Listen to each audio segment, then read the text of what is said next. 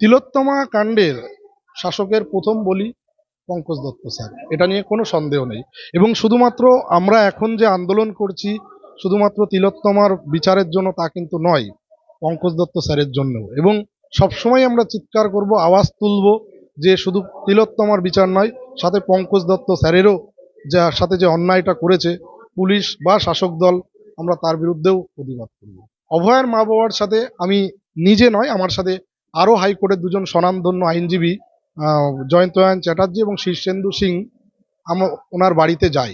এবং যাওয়ার পরে এই কেস নিয়ে দীর্ঘক্ষণ আলোচনা হয় এবং আলোচনার পরে আমি এই আইনজীবী দুজনকে ধন্যবাদ জানাবো। হয়তো এটা না বললে কেউ জানতে পারতো না, কিন্তু আমার মনের ভেতরেও অনেক দিন ধরেই মনে হচ্ছে যে এটা আমি বলে দিই। তারা কিন্তু সেই দিন তাদেরকে গাইড করেছিল বলেই, এবং তারা যে যে প্রশ্নগুলো রেখেছিল সেই প্রশ্নগুলো কিন্তু তারা তাদের যে আইনজীবীর প্যানেলের কাছে যারা লড়াই করছিল, আগের আইনজীবীর প্যানেল প্রশ্নগুলো তুলেছিল এবং তারা অটোমেটিক্যালি সরে যায়।